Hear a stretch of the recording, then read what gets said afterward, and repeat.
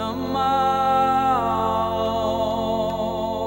Vishnu Padaya Krishna Prestaya Bhutale Srimate Bhakti Vedanta Swamin Hite Namani Krishna Kirtana Ganana Ganapatau. When I came to Atlanta, I felt I would meet Srila Prabhupada, and I was on the Radha Damodar Traveling Sankirtan Party, and I felt when I joined ISKCON, I would meet Srila Prabhupada. But they told me, that's impossible, you're not going to meet Prabhupada. It's too many disciples now. But in Tamal Krishna Maharaj arranged that every boy on the Radha Damodar Party would personally meet Srila Prabhupada, which was very special. So what happened was, Srila Prabhupada was giving a darshan, and we were brought in one by one to meet Srila Prabhupada. So I went up to wait, I was expecting a very big long line, and there was a lot of devotees there, but nobody wanted to be first. And I thought, this is crazy, they don't want to be first? I want to be first. So I was first to go in to see Srila Prabhupada, and I went into the room was just white sheets, wall to wall. And Prabhupada was laying back on a pillow, and he was like very grave. And I gave Prabhupada a big smile as I walked in. And as soon as I smiled, Prabhupada looked at me, and he gave me a very big smile, a very big smile. And I was just really happy. And I had just learned Prabhupada's pranam mantra. But I hadn't really learned it, but I thought I had studied it. So we had to say it out loud for Srila Prabhupada because Prabhupada's there. So Prabhupada was sitting behind a little coffee table. And as I came up, I paid my obeisances to Prabhupada, and I started this Namo Vishnu Padaya. And as soon as I started to say the mantra, I heard them introducing me to Srila Prabhupada, Tamal Krishna, Adi Keshava, Keshava Bharati, Dristadumna. They were all standing behind Srila Prabhupada. And they said, this is Bhakta Glenn. We picked him up in Miami. And then that was okay, but then I heard Prabhupada say, Glenn. And I thought, Prabhupada saying my name? It has a Namaste Saraswati Devam, and I can't remember then I heard Prabhupada say, Glenn. And I could see he did his thing with his hands, And then I just forgot the mantra. I could hardly say it. And I looked up at Prabhupada like this, and Prabhupada said, Glenn. He said my name 3 times. So I thought, he recognized me. Yeah, I was very shocked. So then I went to the back of the room, and then each boy came in one by one. And Prabhupada met them. And then Prabhupada started to talk to us. He said, you're all our gems, my gems. You're all my gems. Because he said, because you're 100% engaged in devotional service. You're all brahmacharis. And you're selling my books. And Srila Prabhupada said, thank you very much. He said, just do your level-headed best. And then I just felt great relief. Because that party was a lot of pressure. And the devotees really pushed us very hard. And it was like, the anxiety of the gopis is they're always sweeping the floors, even though there's no dust, just to please Krishna. It was like they had this, and it's like spiritual anxiety is spiritual. And they had us really hepped up to sell Prabhupada's books. But when we met Prabhupada, Prabhupada said, just do your level-headed best. And that level-headed idea really sunk into me at the time. And I thought, this isn't logical, it's spiritual, this is the truth. Prabhupada's only wanting our level-headed best. And then Prabhupada thanked us. And then one devotee, he asked Prabhupada, he said, Prabhupada, if we die on Sankirtan, will we go back home, back to Godhead? And Prabhupada said, whatever state the mind is at the time of death, that state you'll attain. So if you think of Krishna and you're on Sankirtan and you die, you go back to Godhead.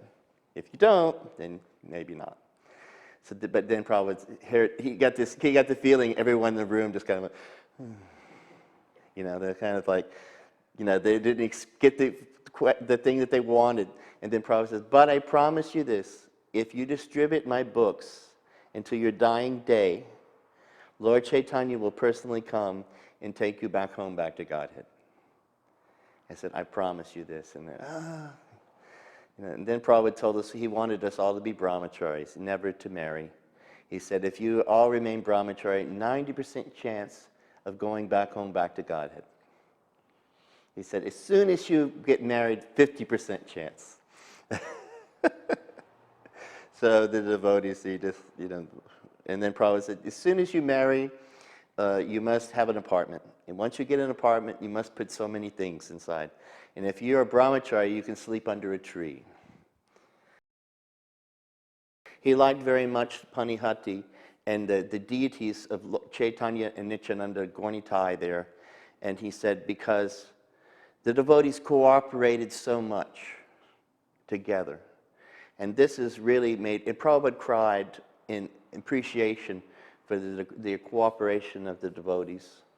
The temple was filled with devotees, packed, and they were all devotees, all of Prabhupada's disciples. And then the next time I saw Srila Prabhupada was in Philadelphia at the Rath Yatra. Prabhupada came and we went to the airport and saw Srila Prabhupada at the airport. And then we brought Prabhupada back and he started to give a class and he said, there are many levels of consciousness. He said, there's the consciousness of a dog, there's a consciousness of a plant, and then he looked at us and he said, and a consciousness like you. He said, but we're interested in Krishna consciousness. So I was just beginning in the movement then. I only heard 1 or 2 classes, and the rest of the time I spent on the Rath Yatra carts. Because after the Rath Yatra, those carts had to be guarded, and I was a guard for the carts. And then, but Prabhupada said at that Rath Yatra, it was cloudy, and it looked like it was going to rain. And I remember, as soon as Prabhupada got out of his car, it seemed like a beam of light from the clouds came down and hit Prabhupada and made everything bright. And then the clouds went away. And Prabhupada got onto the Rath Yatra cart, and then we pulled Srila Prabhupada for, a couple of hours, Lord Jagannath and Prabhupada. And then behind the art museum, Srila Prabhupada told us the story of how Krishna took the form of Jagannath. He said, Krishna was walking through the halls in his palace in Dwarka one day, and he heard Rohini and Rukmini talking. And Rukmini said to Rohini, I heard Krishna sleeping last night. She said the name Radha, Radha, Radha. Who is Radha? And Rohini said, oh, Radha is very special. And Radha-Krishna relationship is very special. Let me tell you the story of Radha-Krishna's relationship. And as soon as she started to tell the story, Krishna started to listen. And as Krishna listened, he became stunned. And he took the form of Jagannath with the big eyes and the big smile, and probably this big smile. And he's stunned.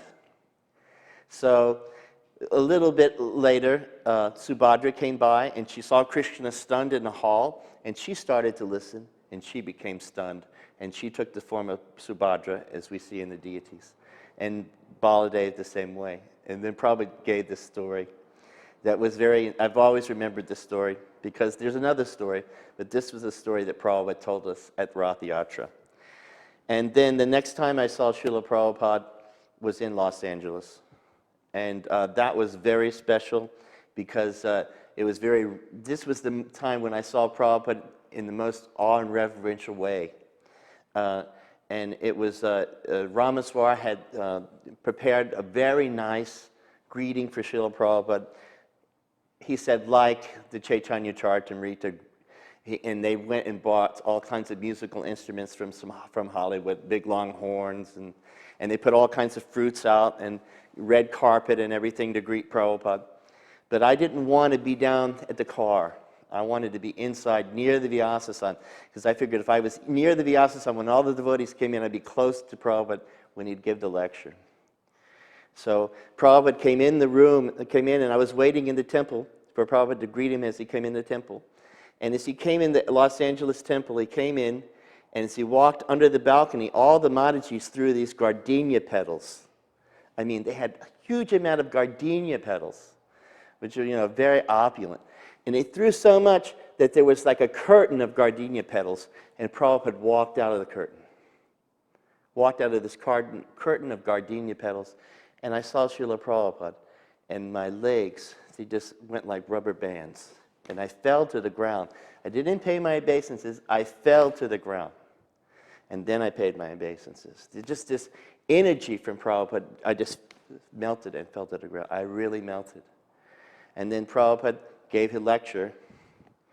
And then I remember while Prabhupada was here, what he said on the Vyasasana. One time he said, don't use this philosophy like a knife. He said, this philosophy is very strong, and you can use it like a knife. You can cut. You can cut with this. He said, do not use this philosophy like a knife. Another time Prabhupada said, jumping, jumping, jumping, just like a monkey, over the head of your spiritual master. You'll all become monkeys in Vrindavan for deviating from the order of the spiritual master. And that Prabhupada said. And then another time, I remember sitting in sitting next, waiting for the Srimad Bhagavatam class to start, and this one boy had showed up, and he had stayed up all night, and he hadn't slept, and he wasn't in devotee dress. He said, is Prabhupada really going to give a class today? And I said, yes, he really is. He said, oh, I'm so excited. I couldn't sleep last night. I was afraid I wouldn't get up early enough. So this boy came in, and he said he wanted to see Srila Prabhupada, but he was afraid to go to sleep. So he didn't sleep all night, and he wanted to be there for Prabhupada's class. I said, well, just sit here. Prabhupada's going to give the class very soon. So Prabhupada came and gave the class. And as soon as Prabhupada sat on the Vyasasana, the boy fell asleep. And Prabhupada was giving the class, and he kept looking down at me and going like this, pointing me to wake up the boy. So I shook him. He wouldn't wake up. And I shook him again. He wouldn't wake up. So then I kept looking at Prabhupada, and Prabhupada just... And then later on, he would look at me again, and I'd shake him, and he wouldn't wake up. I shook that guy through the whole class. He didn't wake up until Prabhupada finished the class. Then he woke up. Then another time, all in this period, Prabhupada, I think it was in Los Angeles for 10 days, I was listening to the class, and it was right in the middle of the class, and Prabhupada was speaking a sentence, and I realized by the way he was forming the sentence that he was going to say something incorrectly, grammatically incorrect.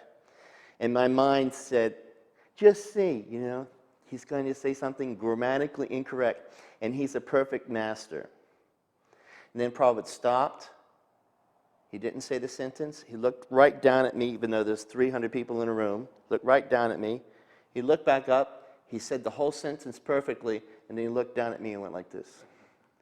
And I just melted into the floor, and I thought, that couldn't have just happened like I thought it happened. I can't believe, I hope he really didn't know what I was thinking. And I just prayed that Prabhupada really didn't know what I was thinking. But it was amazing, Then I thought, wow, Prabhupada is the perfect master. He really knows. So then he came to the doll studio, and he went through the doll studio, and he saw all the dolls, and he saw the changing body. And then he saw the changing body, and he said, from boyhood to youth to old age, the body changes, but the soul remains the same. He said, this is not a Hindu problem. It's not a Muslim problem or a Christian problem. This is a universal problem. So this Krishna consciousness movement will stop that. Will stop this death business. He said, so this is a non-sectarian, not a religion. This is how to stop this birth, death, disease, old age problem. And Prabhupada told us certain things. He went and we showed him his murti that Lochan Prabhu had made. And then the head moved, and Prabhupada, he liked very much. And then Prabhupada said, I will always be with you, and I will sit on the Vyasasana, and I'll always be there in my form on the Vyasasana. I will never leave. Now that you've done this, I will never leave. I will always be there. So Prabhupada told us, this form is him, and he will be there. And then Prabhupada saw these Gandharvas, and he said, what is this? And we said, these are Gandharvas. And Prabhupada says, Gandharvas don't have wings. He said, only Garuda has wings. Of this, he is unique. So we thought, oh, angels don't have wings. So anyway, that's the way it was with Srila Prabhupada. You would learn things that you thought were some way, and Prabhupada said, no, they're not like this. The next time I saw Srila Prabhupada was in Bombay. And this was not, the problem about my association with Srila Prabhupada is that the longest association I had was the last 2 weeks of Srila Prabhupada's time with us on this planet. So some of it is a little heart-rendering because those are bittersweet moments. And I didn't say so many things because I kept them within myself. But Prabhupada, when we first came to Bombay, the day I arrived in Bombay, there was the day that Srila Prabhupada was going to go to Vrindavan. So Srila Prabhupada was in his rooms that were not completely finished in the right wing of the Bombay guest house. And the devotees were saying, you should prepare yourself because Prabhupada is not the way he was, And I understood Prabhupada had been sick, but I had no way to prepare myself for the way I saw Srila Prabhupada. From the time I saw him in Los Angeles, he was so beautiful and so full of beautiful health. And then from May of 76 to September of 77, Srila Prabhupada looked like the fasting Buddha. It's like no flesh, just bones and skin. And when Prabhupada came down they brought Prabhupada down in a wheelchair, and Tamal Krishna Maharaj was wheeling Prabhupada out. We had a very nice, joyous kirtan until the doors opened and we saw Prabhupada. And then the kirtan became almost crying kirtan. And we took Prabhupada out, and it was a great effort and seeming Srila Prabhupada a lot of pain to move Prabhupada from that chair to put him into the car.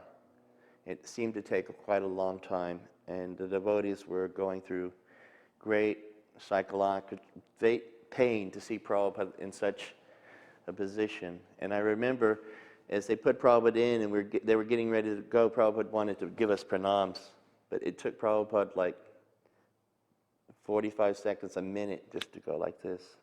But he struggled to say goodbye to us like this. And then I followed his car along the Juhu Road because I had just come, and then Prabhupada was leaving. And I ran behind the car, and I could see Prabhupada's head, and the car's going slow along the traffic of the cows and the people. And so I was able to keep up, but then when we got down to the end of the road, it started to speed up, and then I was just left there and feeling very vacant. And I go back to the temple, and all the devotees want to leave their service, and they want to go to Vrindavan. And Tamal Krishna, and Gopal Krishna, at that time, he was Grihastha. He was going around and trying to get everyone to stay in their service and not go to Vrindavan, because the whole temple wanted to leave. So then we went on Sankirtan to distribute Srila Prabhupada's books with the BBT Library Party.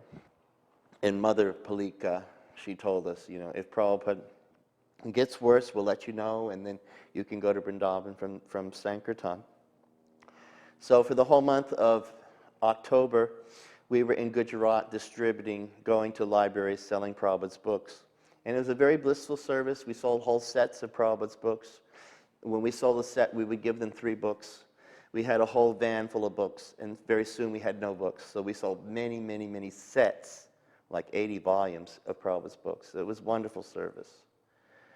And then one day, Mathura, he said, Pita, he was always asking me, Pita, let's go hear this person play the sitar. Let's go to this person and take prasad with them. And he said, let's go to see Hanuman. And there was a Hanuman temple. I said, Pita, let's go see Hanuman. So we had finished the Sankirtan for the day. So I said, okay, Mathura, we'll go to see Hanumanji. So we went into the temple, and there was an old sadhu, and he was sitting on the railing of the temple, and he said, you're the disciples of of Prabhupada? He said, your Guru Maharaj is getting ready to leave the planet. What are you doing here? And he looked at us like we were insane. And we just stopped. He said, you should go right now to be with Prabhupada. Go now. And then we just left. We didn't even see Hanuman. We went and told the other devotees what happened. And to my surprise, all the devotees decided to leave Sankirtan, except for two, Bhima and Brishringa Prabhu, who's now Narasringa Swami. They stayed with the books, and then we took the van and we went to Vrindavan. When we arrived in Vrindavan the next morning, we drove all night long. We were very dusty from the trip. We arrived, and then Bhavananda said, oh, please come. Come right now. Come in to see Prabhupada. Now, what I didn't know is that Nisringa Chaitanya Prabhu had been telegramming Srila Prabhupada our book scores. And this Prabhupada loved. Every day they would telegram Prabhupada how many sets of books. And Bhavananda said, Prabhupada, he really liked this, you know. So we went into the room, and we had heard also that Prabhupada's health was getting better, and that he was preparing to go from Vrindavan to Mayapur. That was the rumor. So I had some feeling maybe Prabhupada was better now than in Bombay. So when I went into the room, I saw some person sitting in a rocking chair. I said, this is Srila Prabhupada. So I bowed down to the person in the rocking chair, and I also said the pranam mantras out loud like the first time I met Prabhupada. And then I got up, and then my eyes adjusted to the room because it had made the room very dark because it was a very bright India day. And I saw it was Tamal Krishna Maharaj in the chair. And there was a bed, and Srila Prabhupada was in a bed, and he was kind of like sunken into the bed. And I was like, very sunk, and it was like, and then all the devotees, they looked at me sympathetically. And then I was a bit embarrassed, and I just sat down really quiet. And we all sat like little eggs around Prabhupada's bed and didn't say anything. And then we didn't say anything, and then we would just wait for Prabhupada to speak. And sometimes there would be kirtan going on, or we would chant japa. And we just were allowed to stay in the room. Prabhupada let us stay in the room as long as we wanted, every day. We could be with Prabhupada. And that day I remember sitting there, the first day, Prabhupada was talking about his godbrother, Srila Bhakti Vilas Tirtha Maharaj. He had just passed away. This was in November. He passed away, I think, in September of that year. And Prabhupada said, I have always feared this hospitalization, he said, and then he talked about how his godbrother had left his body in the hospital. And he said, how much a horrible death this must have been, all these tubes coming out, Prabhupada said, with all the tubes coming out. He said, I've always feared this. He said, and I'm so happy that I'm here with you in Vrindavan and not in the hospital. And then he said, like this. And then Bhavananda said, Srila Prabhupada, Bhakti Vilas Tirtha Maharaj, what was his fate, Srila Prabhupada? He was so envious of you. What did he do? What was his fate? And Prabhupada said, back home, back to Godhead. And Bhavananda said, but Prabhupada, he was so envious of you and did so many things bad against you. Prabhupada said, those seemingly indifferences are insignificant in comparison to the service that he performed for his Guru Maharaj. He said, he served his Guru Maharaj his entire life, and now my Guru Maharaj is taking him back home, back to Godhead. So that, I remember, was the strongest message of that day. And then our service became that we would go to Srila Prabhupada's room every day, and I was there for the last 2 weeks, from November 1st to November 14th, when Prabhupada finally went back to Krishna. Entered Radha Krishna Nitya Leela, as Ban Maharaj told us. Srila Prabhupada's now preparing to enter Radha Krishna Nitya Leela. So on the 14th of November, Srila Prabhupada entered the eternal pastimes of Shri Shri Radha and Krishna. Again. Re-entered. And our service was to chant Hare Krishna in his room and to sometimes have kirtan. So sometimes there were many devotees in the room and sometimes there were just a few. But I remember one time it was just myself and Prithu Prabhu.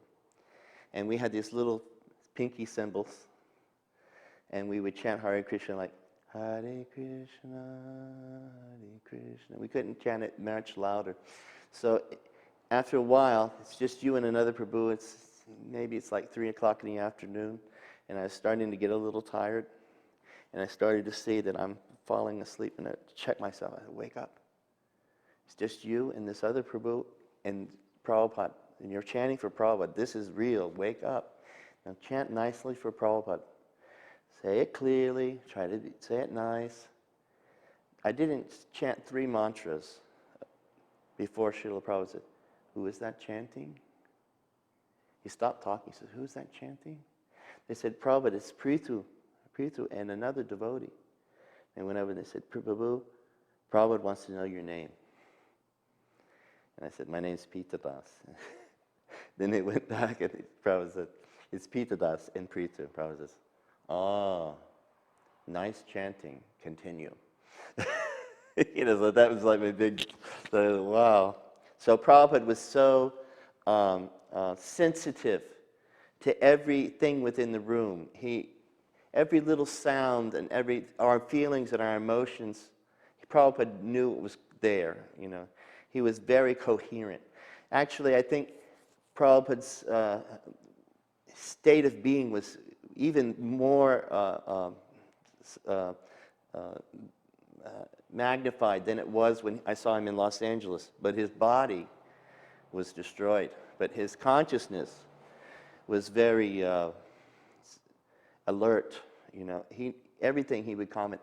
And he would comment about the birds, the atmosphere of Vrindavan. And when he'd hear the artik going on in the temple, he'd hear the artik and he'd say, this is the perfection of human life, to be a pujari. He said, this is the highest service that one can perform as a human being, to be a pujari. And then he said, because with a material body, you're serving the Supreme Personality of Godhead. You're waking him up, you're bathing him, you're dressing him, you're feeding him. These are the actual activities that we are doing in the spiritual world. But in this world, you're doing this actions. He said, so this is the perfection of human life. There's nothing higher than you can be, but to be a pujari. So then I had always heard from my godbrothers that, distributing books was the highest service, which is a very elevated service. But Prabhupada was saying, on the absolute platform, the highest service is to serve Krishna eternally. And this is a way to actually serve Krishna eternally. So if you're a pujari, you've attained your constitutional position, even within a bounded samsara, even within, you're liberated. He's probably saying this person is liberated. So I remember another time, one devotee came in, I think it was Chit Sukhananda Prabhu. He came in and he said that he had just arrived in Vrindavan. Any new devotees come, every morning Prabhupada would say, have any new devotees come? And then he'd say, why are they leaving? And when they come, why do they leave? Every day Prabhupada would say, new devotees come? And when they come, why do they leave? And then I remember him saying, why did Bhagavan leave? And I remember him specifically saying for Bhagavan, why did Bhagavan leave? I want him to be here now. And so Chit Sukhananda came, and Prabhupada immediately said, how is your wife? And later, Chit Sukhananda told me, Prabhupada always asks me how my wife is, because he knows we always fight.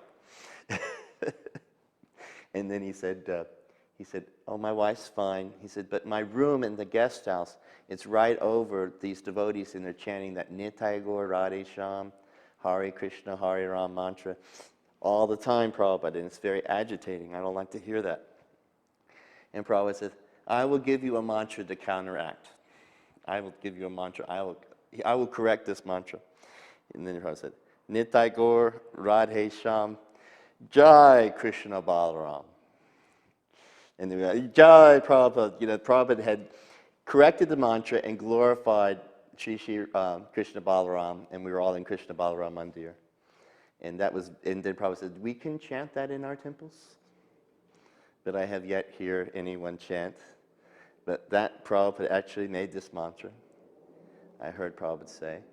And then Prabhupada's position, after you were with Prabhupada for a while, you got used to Prabhupada's physical condition that was so devastating when you first saw. So we would be around Prabhupada's bed, and then new devotees would come in, and as they first saw Srila Prabhupada, they'd start crying, and it would be so pathetic that we'd all start crying. The Swedish devotees crying when they first saw Srila Prabhupada. So we'd all started crying. And then Prabhupada said, at one point he says, why are you all crying? So he said, Srila Prabhupada, we're crying because you're so sick and we are afraid that you may leave. And Prabhupada said, I will never leave you. He said, I live forever in my books. I will never leave you. I will live forever within my books, so there's no reason to cry. He said, old people cry, old people die, that is natural. He said, when a young person dies, that's some mistake, because young person should live to their old. When they're old, they should die. And that's, for me, it's natural. It's a natural thing, so don't cry. So then one devotee said, but Srila Prabhupada, we're crying because we can't be without you. And when you leave, we won't know how to communicate with you. And Prabhupada said, oh, I will communicate with you through your heart. He said, I will come to you in your dreams as Chaitya Guru. I will communicate with you through dreams, Prabhupada said, as Chaitya Guru. I also found that a little controversial because I thought my godbrothers wouldn't have approved, but Prabhupada had said it. Prabhupada said it right there, that he would communicate with us through dreams. And then at times Prabhupada would say, your mothers are all very good. You all have very good mothers. He said, yes, all you boys have very good mothers. And we go, but our mothers, they're meat eaters. And Prabhupada said, because the qualities of the son, they come from the mother. He said, so you're all such good devotees, so I know you have such good mothers.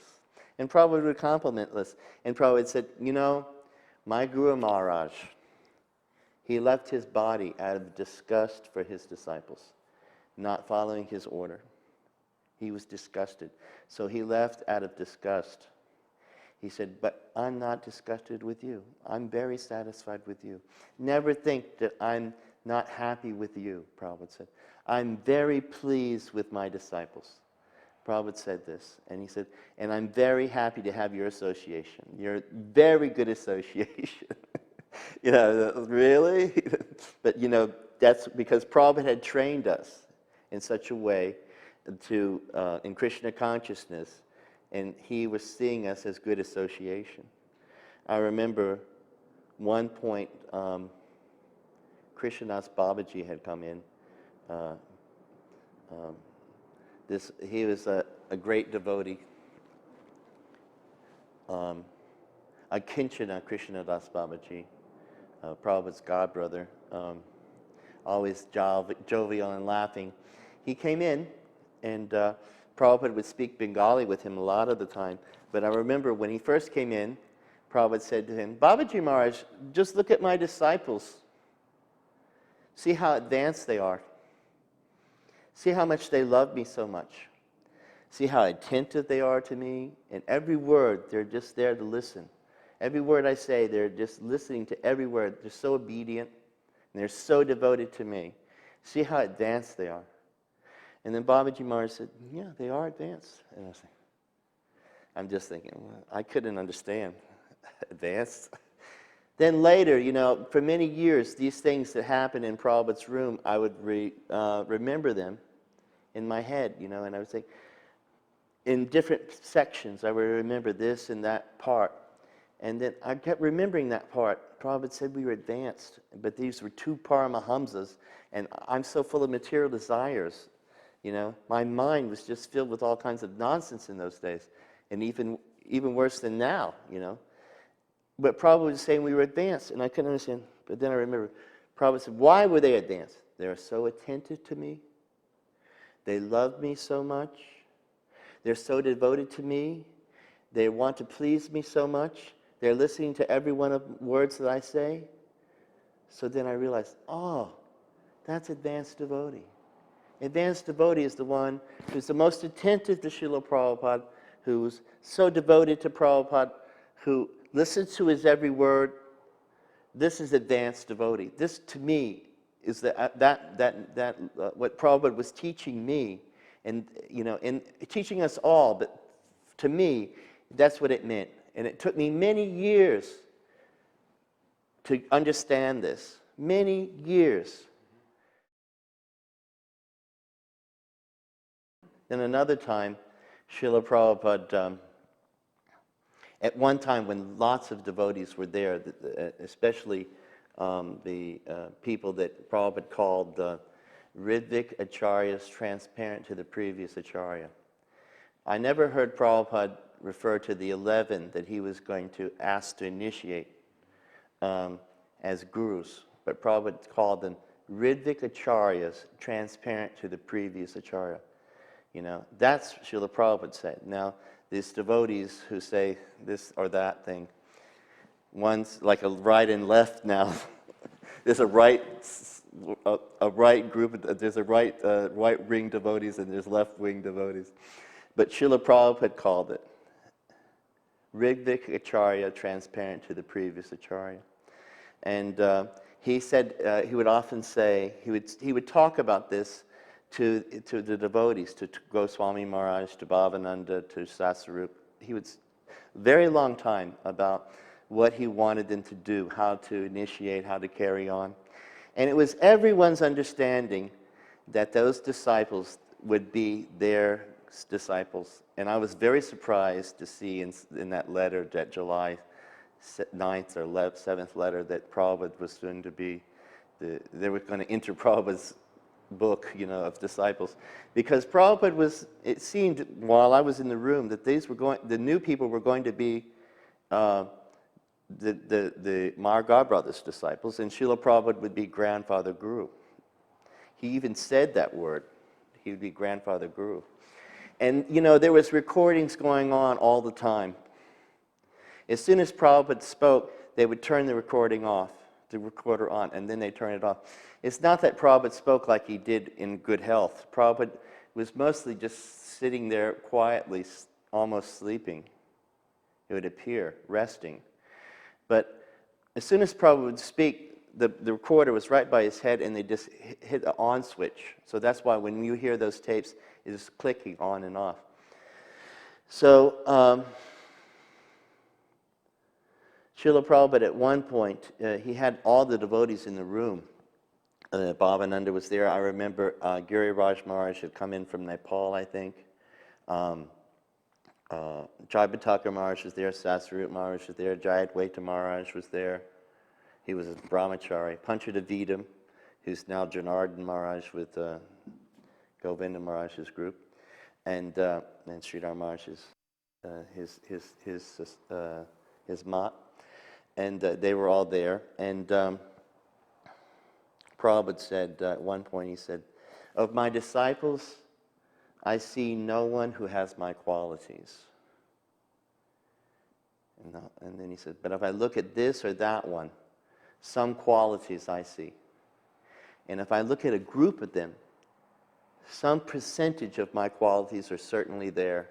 He said, "So I think that this movement can. I have some hope that this movement can continue on. He said, and so the test of your love for me will be shown in how well you work together. You know, and this I felt was like Prabhupada saying that no one person was going to be, but the GBC was that group of devotees. Together, we would have a percentage of Srila Prabhupada's qualities. Even the GBC, together, only a percentage of Srila Prabhupada's qualities. This I heard from Prabhupada himself. So, within the GBC, we have a percentage of the qualities of Srila Prabhupada. So, we have some hope that this society will go on. And we see for 30 years, it has gone on. And it will go on. So, then Prabhupada said of his sannyas disciples that he had given sannyas to, he said that if they fall down after he leaves, they can never be given sannyas again. He said, if you do, their fall down will go on forever. He said, so if a sannyasi falls down, they can never be given back. He said, only I can do this. Prabhupada said, only I can reinstate them. You cannot reinstate. So this was an order Prabhupada gave. And then Srila Prabhupada said that, I think all this happened in the same day, as the order that I'm saying it.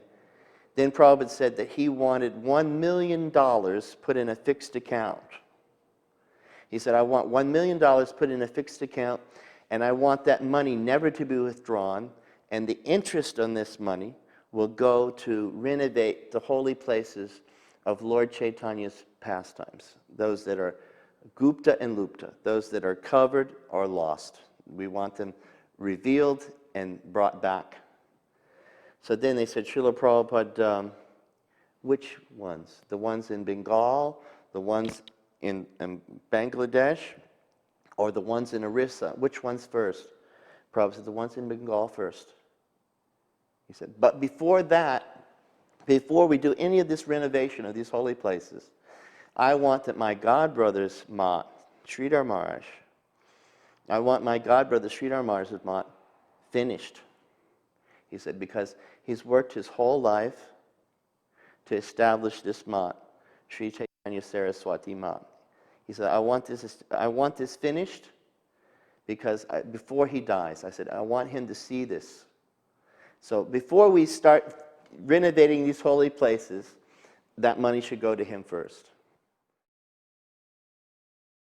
Srila Prabhupada, at that time, although he was 80-something years old, he didn't allow his female disciples to come into the room because he didn't want criticism of sannyas ashram. Even though Srila Prabhupada's body was completely devastated, and he was 82 years old, he still followed very strict, and he was a Paramahamsa devotee. He still followed very strict rules of sannyas and said his female disciples could stand at the window near his bed and hear him, but not come into the room. He would not allow them into the room. And we were allowed into the room. You know, so that's how strict Srila Prabhupada was, or is. That's his standard. He is the Acharya. You know, so we followed this Acharya. This is how he presented. Then another time I remember in the room, Srila Prabhupada would talk about his godbrothers, and he said, I am the only son of my Guru Maharaj. He said, I'm the only son. He said, the son inherits the business of the father. And he said, and I'm the only, of my godbrothers, I'm the only one who has inherited the business of my father. He said, the rest of my godbrothers are all like daughters, because the daughters stay within the house of the spiritual master, of the father. They don't get the business. They stay within the father's house. So they're all daughters. He said, but Prabhupada only had one son. My Guru Maharaj only had one son, and that is me. He said, so I'm the only son of my Guru Maharaj. All my godbrothers are daughters. And then he said, the Gaudiya Math deviated so much from my spiritual master, from our spiritual master. He said, But, he said, they're still the best representatives of Lord Chaitanya on this planet, next to me. So next to Srila Prabhupada, they were the best. He said, first is Prabhupada, then it's the Gaudiya Math. That's how Prabhupada saw it. And then I remember Ban Maharaj, when I went around with Dwarkesh, we saw Ban Maharaj, and we didn't know it was Ban Maharaj's temple. We just thought it was a temple. We went inside, and Ban Maharaj was in there, and he said, oh, how, and then we realized it's Prabhupada's godbrothers, and then Ban Maharaj was there, and that's how I first met Ban Maharaj, and then he asked us how Srila Prabhupada was, and we told him Prabhupada was, situation. And then he came to see Srila Prabhupada.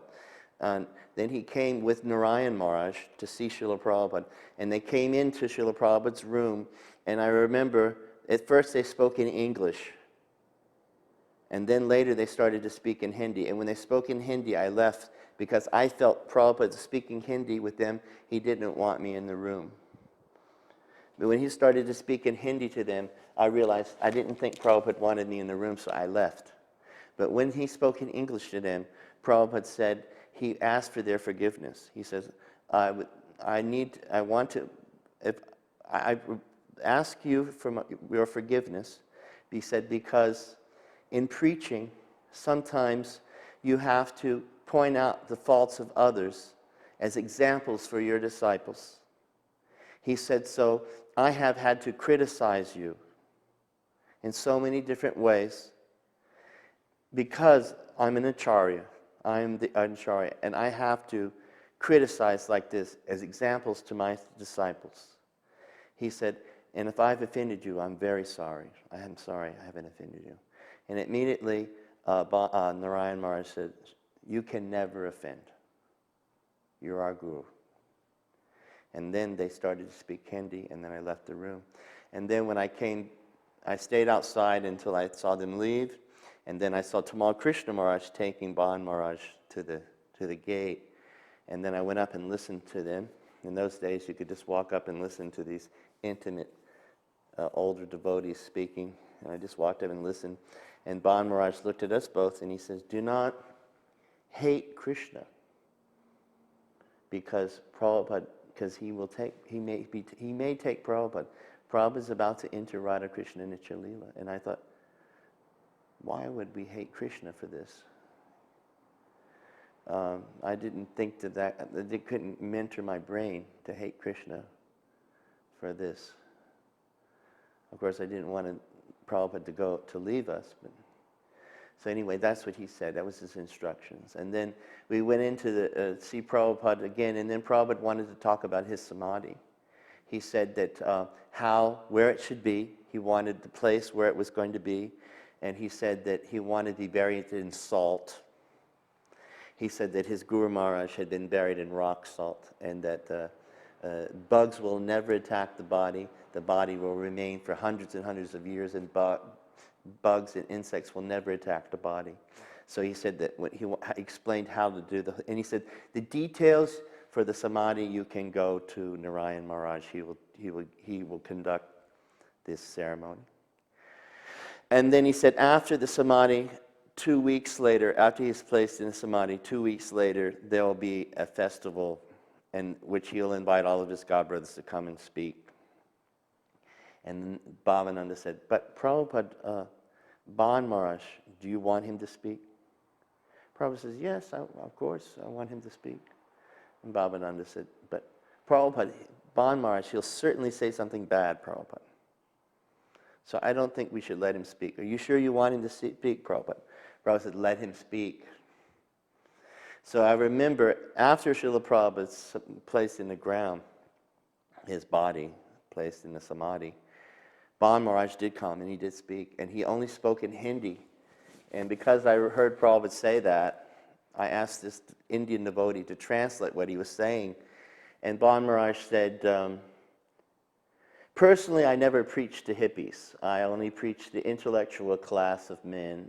And he said, but when you preach to Westerners, along with that comes money. And then he pointed towards the temple. So he put it towards our temple. So that's how it was translated to me by this devotee. So Srila Prabhupada, they had their competitions, seemingly insignificant differences, but that are insignificant in comparison to the service that they were performing their spiritual master. So sometimes we see these insignificant differences between God brothers. They have their opinions, but their service to the spiritual master, which they've dedicated their whole life for, this burns up these seemingly insignificant differences. This I learned from Prabhupada at this time. Then another time, Srila Prabhupada said, he said that he wanted to go to Govardhan. It was getting time for the Govardhan Puja, and he said, you know, we can go to Govardhan for Govardhan Puja. He said, we go there and we can sleep outside under the trees. And we don't even have to bring prasadam. The residents will feed us. And he said, they'll provide everything. We just sleep under the trees. We can just go and live in, we just all just move down to Govardhan. He was encouraging like this. And then he said, what's the best way to go? And then he said, sannyas means, real sannyas is you get on an ox cart and you preach village to village. This is what a real sannyasi is. This is what real sannyasi, you have nothing, all you have is an ox cart and you go village to village. You never stop. This is real sannyas. He said, so I want an ox cart brought and I want to go to Govardhan on this ox cart. And then the Kaviraj said, oh, no. Before the Kaviraj told us, he said, you know, Srila Prabhupada's always feeling the pain of fire. What? He said, Prabhupada's feelings. He must always be feeling the pain of fire. He told us this at the entrance to Srila Prabhupada's room from the guest house.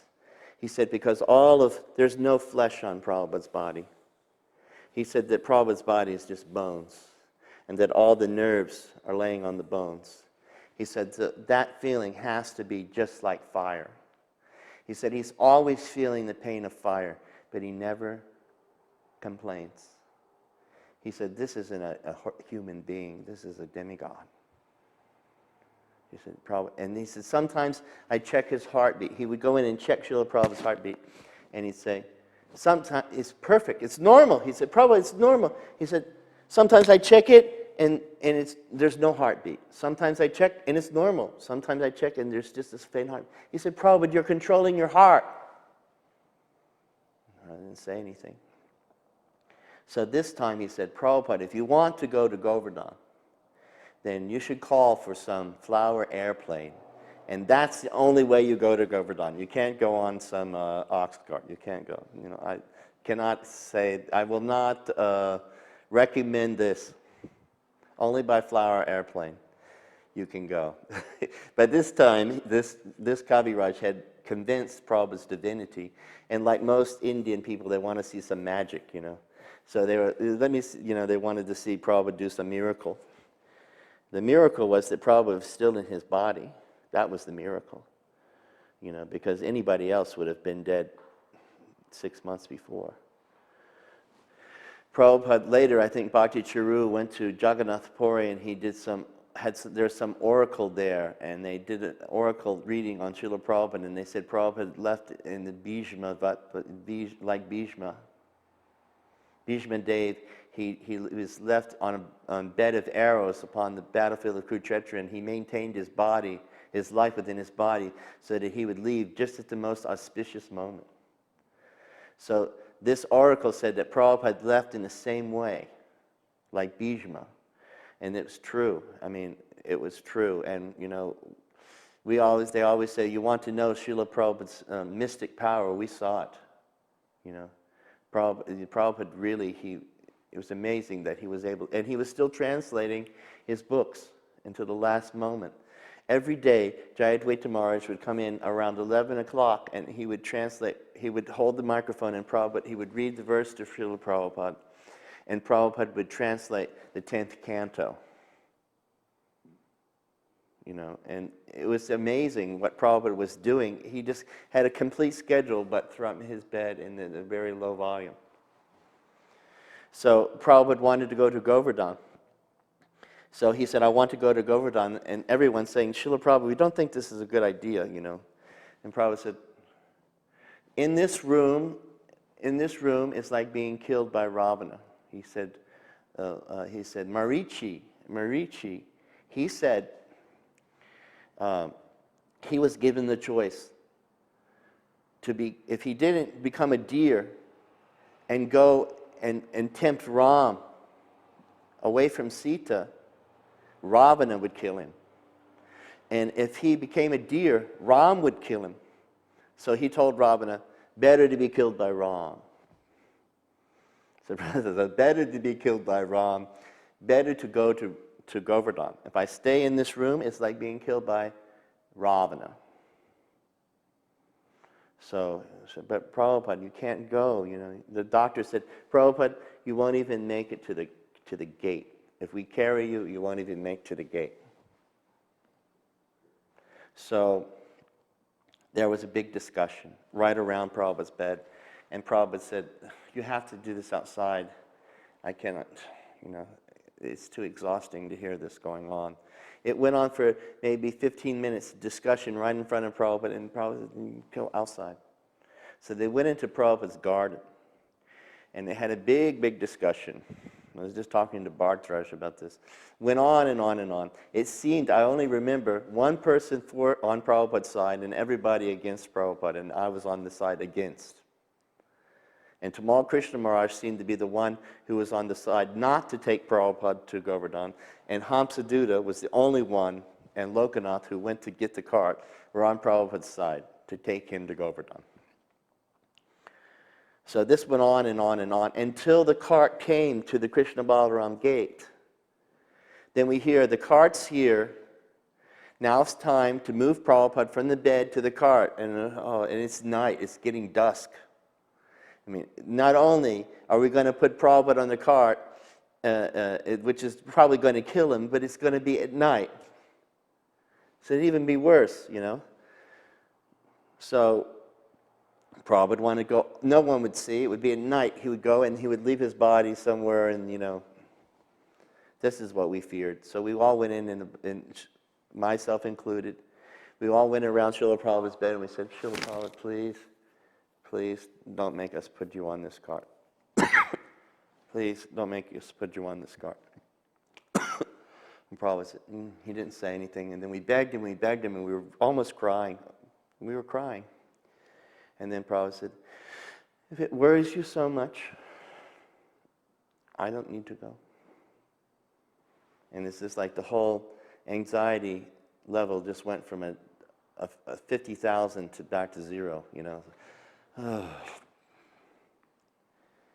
And then everyone just, it was just like, oh, now we can relax. And then people started moving out of Prabhupada's room, you know. And it seemed like most of the people were out of the room. There weren't many people in the room. But I was still there, and I don't think there were many other people in the room. And Tamal Krishna Maharaj, I'll tell you this, I worked with him after Srila Prabhupada left for 7 years. You know, Siddhanta, how much I worked with him, how close I was with him. And why I worked with him was because I was so impressed at the excellent service that he gave Srila Prabhupada. You know, if you had everyone, even people who didn't like Tamal Krishna Maharaj, they saw how he served Prabhupada, and we were impressed that no one could have served him like this. You know, so, but because Goswami Maharaj was also very intimate to Prabhupada, he got very fried at this situation. And he went up to Prabhupada and he said, you know, Prabhupada, we can't understand why you do this. Why you insist for us to take you to Govardhan. We get so upset, we so worked up, and we just get this cart, and we bring it over here, and then we're so worried, we put you on the cart, you're going to die, we get flipped out, and we then become more protective of you, even more than before, and I just can't take it, Prabhupada. Why you do this? And he almost screamed at Prabhupada. And then Prabhupada said, it's my duty. Goswami said, what? He said, it's my duty to make you love me more. And Goswami said, oh. He walked away. And I just remember Prabhupada saying that, to make you love me more. And whatever love I had for Prabhupada just multiplied like 1,000 times. You know, he probably just made you love him so much. If you were with Prabhupada, whatever love you had for Prabhupada, he just increased it, and you just become more and more loving with him. His duty, he said, was to make us love him more. What wonderful duty. We already love Prabhupada, but he's getting us to love him more. After that period of time, I was in Swarup Damodar Maharaj came towards the last few days with Srila Prabhupada. Swarup Damodar Maharaj came. And every time Swarup Damodar Maharaj would come into the room, Srila Prabhupada would start talking about life comes from life. Every time. And he would say, this book, The Scientific Basis of Krishna Consciousness that Swarup Damodar wrote, Prabhupada was very, very proud of Swarup Damodar for this book. And he said, my disciple, Dr. Singh, PhD, Swarup Damodar, has written this wonderful book.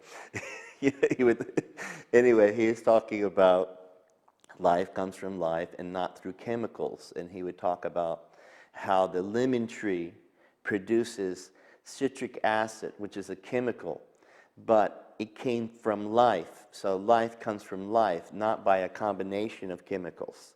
So Prabhupada would just keep going through these same things with Swarup Damodar again and again. And this was even though Prabhupada was so ill, he still did this, you know. So Prabhupada had a very close relationship with Swarup Damodar. So I figured that's why Prabhupada named him Swarup Damodar, because Swarup Damodar had a very, very intimate relationship with Sri Chaitanya Mahaprabhu. So he saw Swarup Damodar was immediately like close son. I was like adopted son. Swarup Damodar was like real son.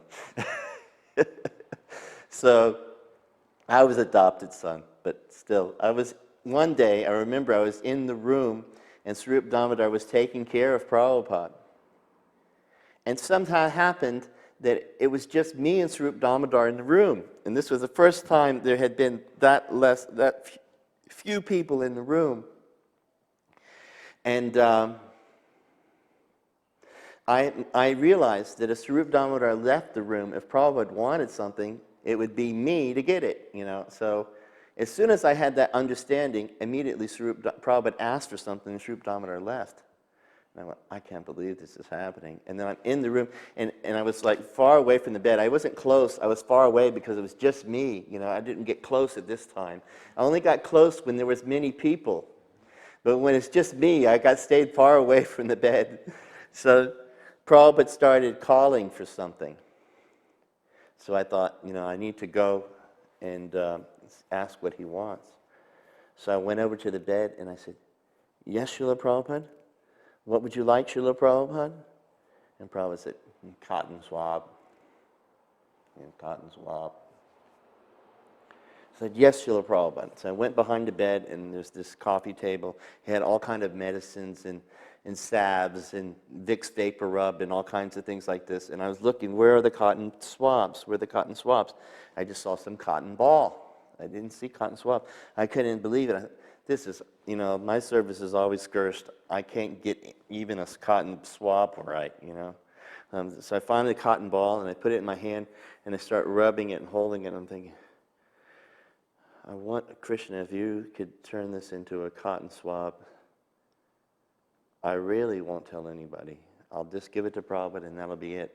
I won't be that I'm going to say this for the rest of my life. I knew it was impossible. But I thought, I'm going to take it over to Prabhupada anyway. And I took the cotton ball over to Srila Prabhupada. I said, here, Srila Prabhupada. And he took it out of my hand like this, and he put it in his ear with his pinky. And like this. And then this went over to the back of the wall.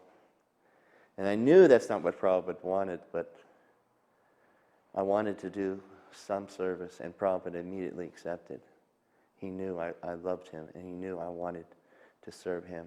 And he knew this was my last chance, and he took it, put it in his ear. And then Sarup Damodar came in with the cotton swabs, and he started to clean Prabhupada's ear, and I started to get the shakes, and I started getting weak. And if I had the cotton swabs and I went up to Prabhupada and he wanted me to clean his ear, I thought, that's why I say he's the son and I'm the adopted son. So, it was very intimate. Then Prabhupada, there was this one Bhagaji, I remember one day, he came into the room and he said, I remember he was, I didn't know who he was at first. I didn't know what his relationship to Srila Prabhupada was. He had helped acquire the land, Krishna Balaram temple, and he was very close to Prabhupada, and Prabhupada actually wanted him to take sannyas, and they had a very close relationship. And he came in, and he said to Srila Prabhupada one day, he said, Prabhupada, why are you sick? And Prabhupada said, because of the sins of my disciples, that's why I'm sick. And then Bhagaji said, but Prabhupada, they're always chanting Hare Krishna, so they have no sin. Prabhupada said, yes. He didn't say. Then Prabhupada, towards the last day, the day before he went into Samadhi, he said to us, he said, I don't have any faith that this body is ever going to become well again. He said, this body is unfit for devotional service. He said, I don't want to stay in this body anymore. So before this, I don't want to get ahead of myself here a little bit. The night before this, Sarup Damodar, I talked about Sarup Damodar, and I got ahead of myself. Sarup Damodar was talking to Srila Prabhupada the night before Prabhupada went into Maha Samadhi. It was like before 9 p.m. It was like 7 to 9 or something. And when Prabhupada would talk, just to say a few things would take maybe 45 minutes. It didn't come out like a lecture. It took a long time to get these things out. Because Prabhupada would say in little spurts he would speak. He didn't speak in like we experienced him before here. So things would happen. Maybe we could fill only a very small tape of what Prabhupada spoke in one day. But at this time, Prabhupada was talking to Sarup Damodar, and he said that there are 4 kinds of birth. There's birth from the egg, there's birth from sweat, there's birth from the womb, and there's birth from the seed. He said, so there's 4 kinds of birth, but scientists are saying that life is coming from a combinations of chemicals. But Prabhupada is saying they're coming in 4 ways, through seeds, through sweat, through the womb, and through eggs. Life is coming from life, he pressed this point. He said, the scientists, he said, cannot understand Bhagavad Gita. He said, the scientists cannot understand the verse from Bhagavad Gita, Brahma Bhuta Prasanatma Nakam Sati Nakom Sati. He says, they cannot understand that the Brahma Bhuta person is self-realized. He's experiencing happiness from within. Even his body is completely destroyed. He is in ecstasy, he said. And then he said, I am that Brahma Bhuta person. That's the last words Prabhupada said to us when he was speaking to us. I am that Brahma Bhuta person. And then Tamal Krishna Maharaj says, that was a very nice darshan, Srila Prabhupada.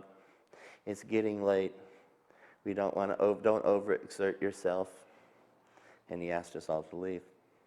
Now, I talked with Sarup Damodar Maharaj. He said he stayed on a long time with Prabhupada that night. But that's the last thing I heard Prabhupada say. So the next day, he went into Maha Samadhi. And the Kavi Raj had told us that Srila Prabhupada was going to leave his body at sunset. So I walked out of the room, say, from Mangalarti to maybe 1 o'clock, I was in the room. And we were crying, and we were At this time, all the ladies were allowed in. Everyone was allowed in. The room was packed. It was hot. It was stuffy. We were chanting. Prabhupada was filming. You've seen the film where they're all standing around. So about 1 o'clock, I walked out of the room. And Gopal Krishna came up to me and said, Pita, he said, we have to dig Srila Prabhupada's Samadhi tomb. They said that it hasn't been dug yet. They said, can you do that? He says, I'll go get you a shovel. I said, okay, I can do it. I can do that. Because Gopal Krishna Maharaj was in charge of the devotees from Bombay, and I was Gargamuni's library party, so I was under his control always. Such a sweet devotee, Gopal Krishna. A lot of people don't know that, but he is. So they went, and he gave me the shovel. So I went to the place where the Samadhi was, and I was to be, and I stuck the shovel in the sand. And I tell you, it was easy. It was like digging a hole in the beach. It wasn't like it took effort to dig a hole in the beach, because Raman Reddy is just all sand. So I started digging holes, and I was digging for about 3 minutes, and I'm thinking, this means I believe Prabhupada's going to leave. I'm digging this hole. That means I'm accepting Prabhupada's going to die. I'm accepting that Prabhupada's going to leave his body, and I'm digging his grave. I'm digging Srila Prabhupada's grave. I can't do this. Prabhupada's not going to leave. Prabhupada's not going to leave. I can't dig his grave. And this one devotee said to me, I can. It was Kripa Nidhi, a Latino devotee from the New Dwarka. And he grabbed and he dug the whole Samadhi. It was like 10 feet square, 10 feet deep. They dug the Samadhi. And so then I went back into Srila Prabhupada's room, and I stayed into Srila Prabhupada's room until almost the sunset. So around 5 o'clock again, Prabhupada's going to leave, like 6:23, we know now. But about 5 o'clock, maybe 5:30, I just get into this mood, from the same mood I had when I was digging, that Prabhupada's not going to leave. This is just a Leela. He's not going to leave. No, I denied it. I said, I can't. This is just a Leela. Everyone's so serious. Prabhupada's going to come out of this. So I walked out of the room and I said, Prabhupada's going to come out of this. Then Gopal Krishna came up to me and said, Pita, we don't have any cloth to bury Srila Prabhupada. Will you go buy the cloth? Loy Bazaar is about to close. This is true. I can believe it. This is really what happened. These things happened to me. I could not forget them. This is how I can't forget. I remember these in sections, and I remember them for 30 years. And that's how I've been connected to Prabhupada. I spent like 22 years in China remembering these things. So I got on a rickshaw, and Gopal says, and then after you get the cloth, I want you to go to Bankir Bihari Temple and meet Abhinandan, because he's bringing flowers.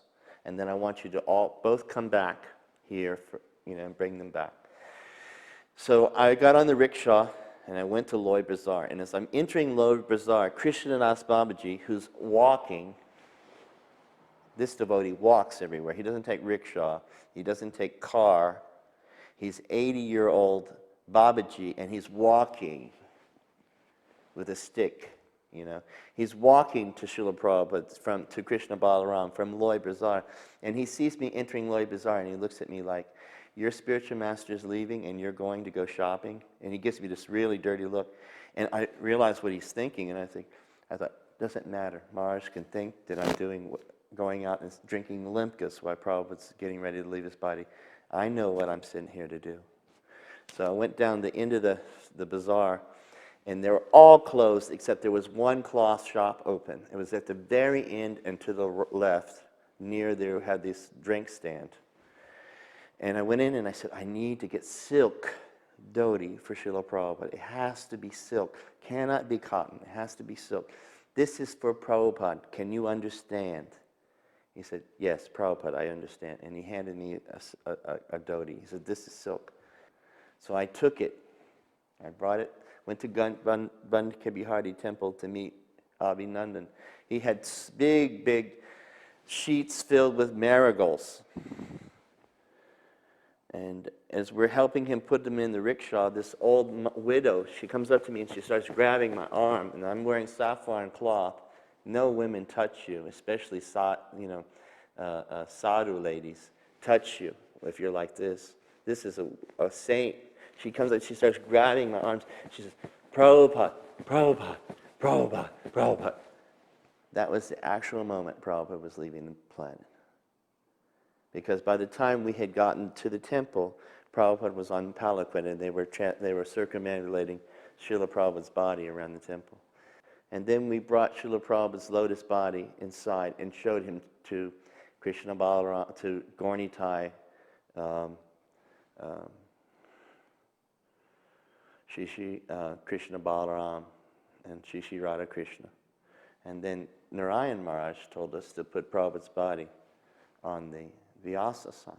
And then me and Bhaktisiddhanta, we were able to fan in Yushamra and many devotees, but I remember me and Bhaktisiddhanta fanned Srila Prabhupada that night, very long time, and Narayan Maharaj said, we will not sleep tonight, we will not leave Srila Prabhupada alone, and we will have kirtan for him. So we had Artik, and we sang the Shri Guru Charana Padma prayers, and then we had a kirtan, mostly led by Narayan Maharaj and Krishnadas Babaji and all the devotees all night long until the sun rose. And when the sun rose, Prabhupada's body was put in the middle of the temple in the little courtyard, and Srila Prabhupada's sister came, and she poured water in Prabhupada's mouth, and then we took Srila Prabhupada's body on Pirkram of all the 6 Goswamis' temples. And all the residents of Vrindavan placed flower garlands on Prabhupada's body. And then we came back to Krishna Balaram, and Srila Prabhupada's body was bathed. They placed the new cloth on, and he was placed inside the samadhi, and the bottom of the samadhi was very white, beautiful white marble, flat white marble. And Srila Prabhupada was put in a lotus position. Narayan Maharaj and Bhakti Charu and a few other devotees were inside the hole, and they brought salt, and they started to bring salt in. And we saw as the salt went up, up, up, up, up, up, up, and then over Prabhupada's head, and then disappear, and then cover, and then the whole thing over. And then everyone leave. And then they just put a little altar there, and with Prabhupada's picture. And they say, Narayan Maharaj says, from now we have artiks here, just artiks in the temple. And Prabhupada gets offering, just like we offer the deities, same time. So I sat out there and just sat there by the spot, like a little dog who didn't know what to leave, where to go now. What does he do? Also, there was some very nice devotee. He came up to me and he said, my father took pictures of Srila Prabhupada at the time of Samadhi, and he wants to give to all of Prabhupada's disciples this picture. Will you please come to my house and get from my father your picture? So I went to the man's house, and he told me that he had a picture of Srila Prabhupada, and he gave me a picture of Prabhupada at Samadhi, and I still have it in my Srimad Bhagavatam in China. It's like the last thing that I have. And he looked at my palm. He said he was a palmist. He wanted to look at my palm. And he looked at my palm, and I said, what do you see? He says, I see the palm of someone who has a very strong spiritual master. That's what he said. I said, anything else? He says, that's all I see. Someone who has a very strong spiritual master. That's what he told me. I remember one point Prabhupada said that he had always prayed his whole life. Now, can you imagine such a thing?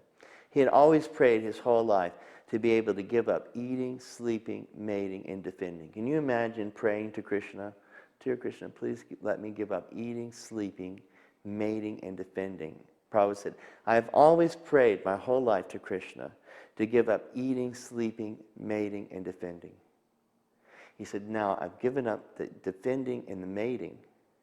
And by this disease, I've also given up the eating and the sleeping. So Krishna has finally answered my prayer. You know, and then he says, and now the smell is going. The sense of smell is gone. So that means death will come soon.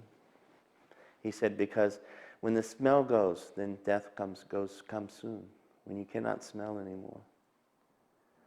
But, you know, can you imagine, you know, to pray to Krishna, to give up these things? So this Prabhupada is saying, he was telling us, you know, he was revealing to us his true nature. He is completely free from eating, sleeping, mating, and defending. You know, the eating and the sleeping part is a little hard to give up, you know. And he did. So he said that's what he always prayed Krishna to release him from, and he finally gave it. He was finally able to be released from that.